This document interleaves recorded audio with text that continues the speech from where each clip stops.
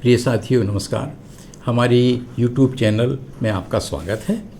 इन दिनों हम भारतीय मुस्लिमों पर संकट की घड़ी एवं इससे निजात पाने के उपाय शीर्षक से प्रकाशाधीन पुस्तक की पुस्तक समीक्षा पर एक वीडियो सीरीज प्रसारित कर रहे हैं।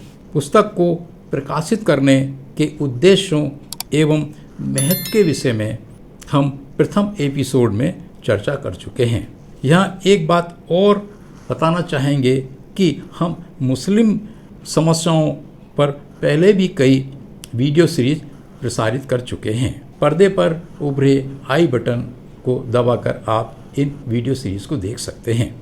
वीडियो सीरीज का चौथा अंक आपकी सेवा में इस प्रकार से प्रस्तुत है। कृपया इसमें वर्णन किए गए तथ्यों को गौर से जानने समझने का कष्ट करें। इस पुस्तक की जो हम प्रकाशित करने जा रहे हैं, इस पुस्तक को अनेक अध्यायों में विभक्त किया गया है। पिछले 3 एपिसोड में हम अध्याय 9 अध्याय 8 तक वर्णन कर चुके हैं। इस चौथे एपिसोड को हम अध्याय 9 से इस प्रकार से प्रारंभ करते हैं। अध्याय 9, इसका शीर्षक है भारतीय मुस्लिम समाज की समस्याएं। इस अध्याय को पुनः उप शीर्षकों में विभाजित किया गया है जो इस प्रकार से हैं। पहला उप शीर्षक आर्थिक समस्याएं। इसमें यह समझाने की कोशिश की गई है कि कॉमरेड माओ से तुंग के विरोधाभास के सिद्धांतों के अनुसार भारत के मुसलमानों की समस्याएं आर्थिक तो है ही नहीं।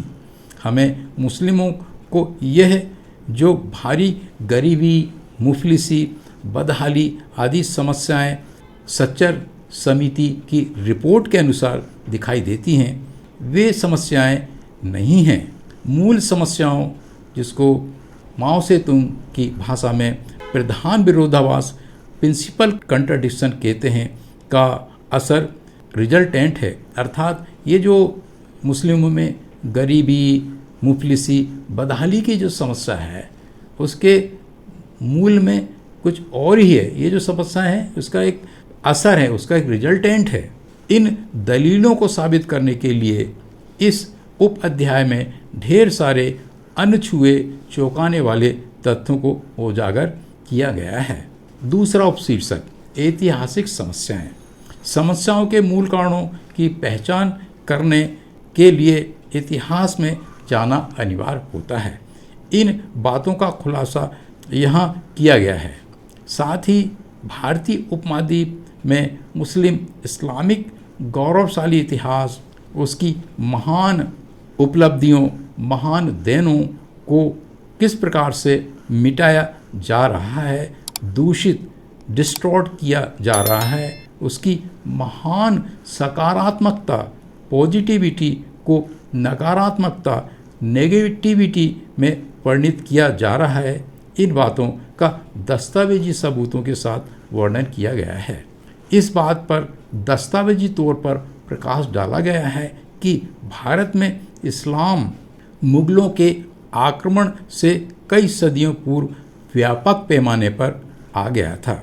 इस झूठ का भी खंडन किया गया है कि भारत में इस्लाम का फैलाव तलवार की दम पर हुआ है, और इस तथ्य को उजागर करने की कोशिश की गई है कि भारतीय उपमहाद्वीप में इस्लाम का विस्तार ब्राह्मणवादी मान्यताओं के जुल्मों से तंग आकर यहाँ के मूल निवासी समाजों के विद्रोह के कारण और इस्लाम के मानवता, समानता, भाईचारे, न्याय के सिद्धांतों की बदौलत हुआ है। भारत के मुस्लिमों के लिए इससे बड़ी गर्व, फख्र की क्या बात हो सकती है कि भारत के संविधान की जो उद्देशिका है उसमें मूल रूप से इस्लाम और पवित्र कुरान के मूलभूत सिद्धांतों एवं शिक्षाओं का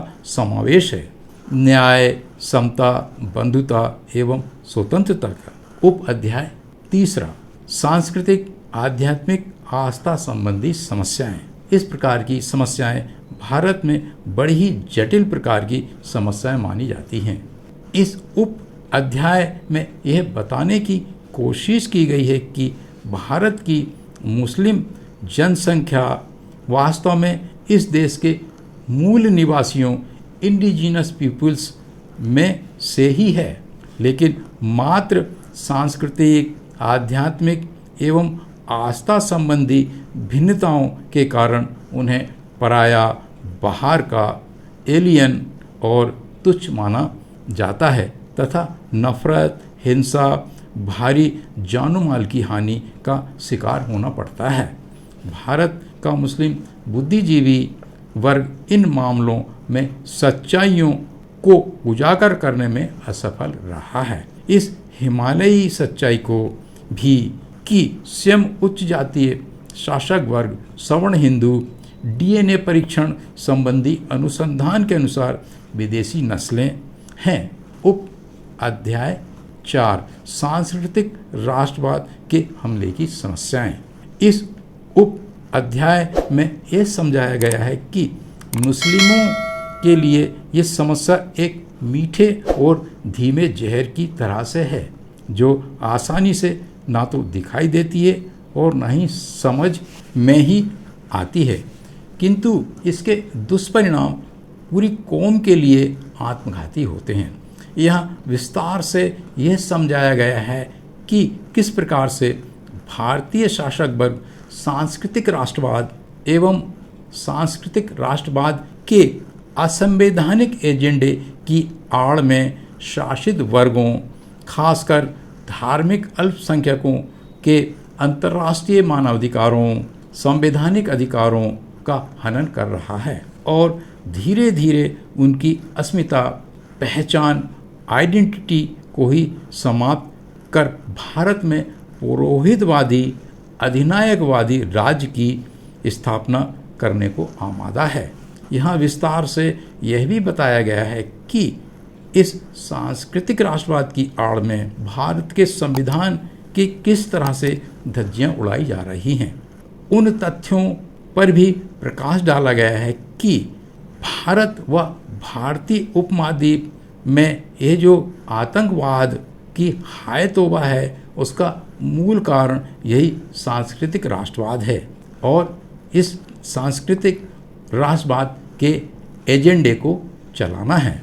इस उप अध्याय में बंच ऑफ थॉट्स, जिसके की लेखक गुरु गोलवलकर हैं, के हवाले से एवं अनेक विद्वान लेखकों की पुस्तकों के हवाले से इस सांस्कृतिक राष्ट्रवाद के हमले की गंभीरता को समझाने का प्रयास किया गया है। उप अध्याय 5 पहचान की समस्याएं। यहाँ इस बात का जिक्र किया गया है कि भारतीय मुसलमान किन किन कारणों से द्विआयामी पहचान की समस्या, आइडेंटिटी क्राइसिस से ग्रस्त हैं। इस बात को विस्तार से समझाने का प्रयास किया गया है कि किस प्रकार वो एक तरफ इस धरती की मिट्टी से बना होकर भी विदेशी आक्रांताओं का वंशज घोषित कर दिया गया है, दूसरी तरफ अपने ही खून के सगे भाइयों, अन्य पिछड़ा वर्गों, अनुसूचित जातियों, अनुसूचित जनजातियों की नफरत, हिंसा और परित्याग का शिकार है। प्रिय साथियों, इस प्रकार इस वीडियो सीरीज़ का चौथा एपिसोड यहाँ समाप्त होता है। अगर आपको ऐसा लगता है कि हम कुछ मौलिक जानकारी आपकी सेवा में प्रस्तुत कर रहे हैं और आपके ज्ञान में वृद्धि हो रही है, तो हम ये निवेदन करना चाहेंगे कि हमारी इस YouTube चैनल को सब्सक्राइब करने, हमारे वीडियो शेयर करने और लाइक करने का कष्ट करें। हमारे साथ बने रहने और पूरा वीडियो देखने के लिए बहुत बहुत धन्यवाद। नमस्कार।